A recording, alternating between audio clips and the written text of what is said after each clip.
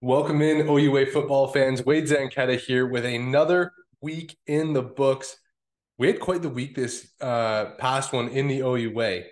A couple 50 pieces, a couple big offensive outings, and a statement game by a certain defense. We're going to get into it right away, though, with the Western Mustangs, who had their homecoming game this weekend against the University of Ottawa. Tight game at the half. 14-10 for Western. Of course, Amaclar Polk got going early, a huge 60-yard touchdown run. But the second half, Western came out and said, we're going to let our guys take control of this game. Mohsen Jamal, Savon Magne-Jones, both 7 receptions, 75 yards for Savon, 112 for Mohsen. They both had touchdowns. Seth Robinson had a 31-yard score as well. Keon Edwards, 12, 126, and 2. Evan Hillock, 4 incompletions on the day, 318 yards, 3 touchdowns. A perfect quarterback rating. In case you're wondering if Western is tired from back-to-back trips east, no, their offense is just fine. Ottawa this week, Josh Jansen, new quarterback at the helm. Didn't fare poorly, 19 of 24, 200 yards. But they leaned on Polk once again, 140 yards, 2 touchdowns. Of course, the 60-yarder, like I mentioned before. This Ottawa defense holds their own no matter who they play against, but it seems like Western just wore them down, wore them out. And after so many snaps taken this year by the GG's defense, they've got to be feeling it at some point, getting a little tired late in games. But Western 5-0, one of 3 undefeated teams remaining in the OUA. Phenomenal backstretch incoming. Ottawa, meanwhile, gearing up for the Panda. This one is going to be a big weekend for them. A lot of people were wondering, how they would look this week with Panda coming up. What's the quarterback situation going to be like with Lacandro? Is it Mahler? Is it now Josh Jansen? We will see what the GGs bring for the Panda, but we're still talking about last week. Western still doing what they do on the ground defensively, and with Evan Hillock leading the way. He has been on a tear. And in terms of year-end awards, Algersma and Hillock seem to be putting themselves into a 2-horse race. Let's talk about that other quarterback, Taylor Algersma. Laurier McMaster, 36-9 win. Laurier's homecoming game as well. This one was, again, a tight game at the half. 9-7 McMaster lead. And then the Laurier defense came out and pitched a shutout. Algersma got going, and it was game out of reach, putting it away. Really for this game, though, Laurier, 3 times the amount of first downs to McMaster. Time of possession, 36 minutes compared to 24. When you look at how much they held the ball, how much they kind of pounded away in the rushing yards, 26 attempts to 10 attempts. McMaster, we know they haven't really ran the ball a whole lot this year. It's starting to turn back on them now. Keegan Hall, another interception. Steven Naranchich, add a second one for this team this week. Algersma, he did throw a pick, uncharacteristic. 31 of 40, 430 yards, 2 touchdowns. That is not uncharacteristic. Well, unless you're looking at the fact that he hasn't thrown 5 touchdowns in a grand week. That's kind of a bit of an exaggeration here. Laurier, the receiving core, I don't know if it can be matched. I know that Mohsen Jamal and Savon are a hell of a pair. I know Gendron Melafont for Ottawa are a good tandem. But Ethan Jordan, Raiden Thorne. This is, I believe, the second or third time in 5 weeks that they've both been up over 100 yards. High receptions, high target values. Ethan Jordan finished 12 of 179 in the touchdown. Raiden Thorne, 10 for 121. Oh, wait, and Ojutaleo also added in 114 on 4 catches. this core for Laurier, I'm going to keep leaning back to what Elgersma said in the preseason. He is the distributor. He is the point guard. They have so much talent. All he has to do is get it into the hands of his playmakers and let them do the rest. It helps that he has a really accurate arm and is in full command of the offense. But Ethan Jordan, Raiden Thorne are at the top of the conference, and Ojutaleo is a phenomenal athlete as well that kind of adds into this big passing attack. Defensively, oh my God, Laurier.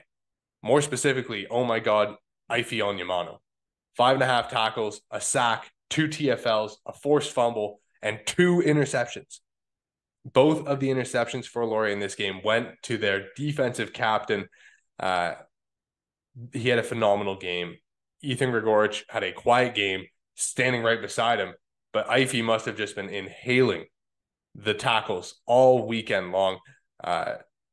Really good for them getting out in pass coverage, knowing McMaster has not really pushed the run game. Ife cheating a bit more to get out, saying, all right, if you're going to be doing play fakes, I'm going to start to bail early, get under some different coverages, get under some different throwing lanes, and sneak a few interceptions. Really exciting to see Laurier at this point, at this area of the season. Obviously, they go into their bye week next week, but Western and Windsor have to play. So Laurier and one other team are going to be left undefeated as we head into October, where they get both Windsor and Western. It's going to be a tough stretch for them heading towards the playoffs, but they're going to get this bye week, much needed, get healthy for that backstretch after their 36-9 win over the McMaster Marauders. For Mac, this is a tough season now because you are introducing a new quarterback, but you're 1-4. You've been in a lot of tight games, but the turnovers have remained consistent. How does that play into the back half of your season? Obviously, you're going to be pushing for that extra playoff spot. You have Toronto, you have Waterloo, and you have Ottawa coming up before that last week bye. For them, Keegan Hall has shown that he can command the offense. They have the weapons around him to make plays. When will it click? They're hoping next week against the Varsity Blues. But for them, 1-4, sitting on the back end of their schedule. For Toronto and Carleton, Carleton 46-7. We saw Kinsale Phillip get pulled again for Scott Barnett. In terms of Toronto's offense, they couldn't get the ground game going. 4 carries for Adam Williams, 4 carries for Lucas Stoikos. Scott Barnett was the leading rusher with 8 yards. Offensively, Kinsale 3 of 8, Scott 3 of 10. They did not have much to show, and really is a testament to this Carleton defense, which we have talked about, Connor and I, as the season's gone on. The Ravens defense is going to allow them to be a thorn in someone's side come playoff time. We saw them go toe-to-toe with Western until Yazbek broke an 80-yard run. We've now seen them dominate Toronto. We saw them hang in there with Carleton. We saw them push around York. This defense allowed 20 total yards of offense. Toronto had more plays, double the plays, 45, than they did yardage. They averaged 0.4 yards per play. And the Carleton Ravens defense held them to that. Heading into Panda, heading into a really high emotional game, you know, sometimes that first game before it or after can be a sleeper, a trap. Not today, not this week for Carleton. And the offense kept doing what they've done. Lefebvre has been throwing the ball a ton. Not as run heavy of a Ravens offense as we've seen in years past with Nate Carter and Josh Ferguson. But Alex Gale, young player coming up, certainly starting to make his mark, 11 carries last week. But this team runs through Lefebvre's arm and getting their playmakers involved on the outside. 329 yards, 4 touchdowns. Hunter Brown, Tristan Reddy, Kasim Ferdinand. Kasim Ferdinand was their 4th leading receiver. He had the 4th most amount of yards. That's a good problem to have if you're the Carleton Ravens. Obviously, for their defense. It was guys like Ife Onyekam, Malik Yusuf, and of course they have top DB like Zendru O'Dane and Louis Laveau. They have been fantastic, shutting teams down, really taking away a lot of options for opposing offenses. So 46-10, the Ravens starting to really get their wheels dug in and get some traction. Big game, big blowout. Guelph, York, 88-7. Not going to spend too much time on this other than Tristan Aboud, because this was not just a big game, a perfect game. 16 of 16, 384 yards and 6 touchdowns. I believe he only played a half of football.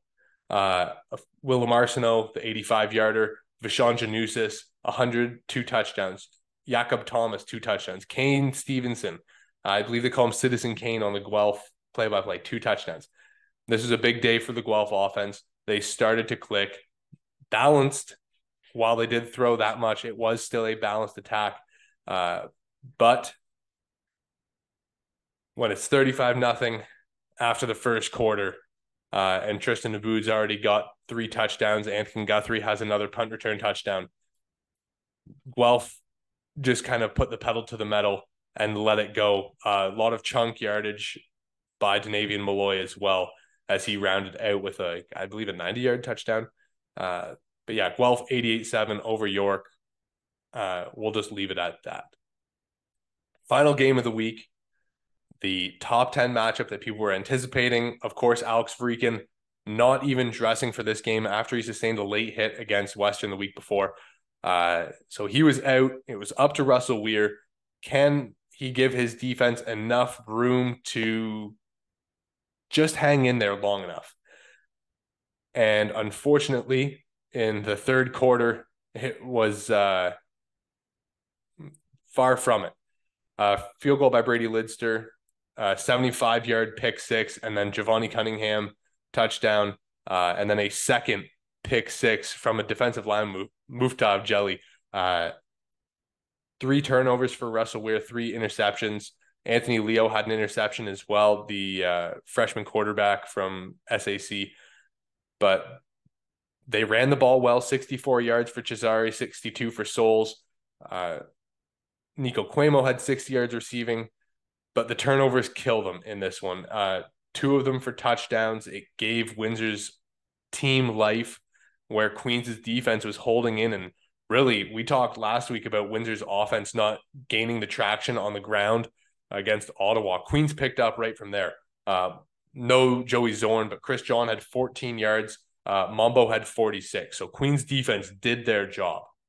But 2 pick sixes.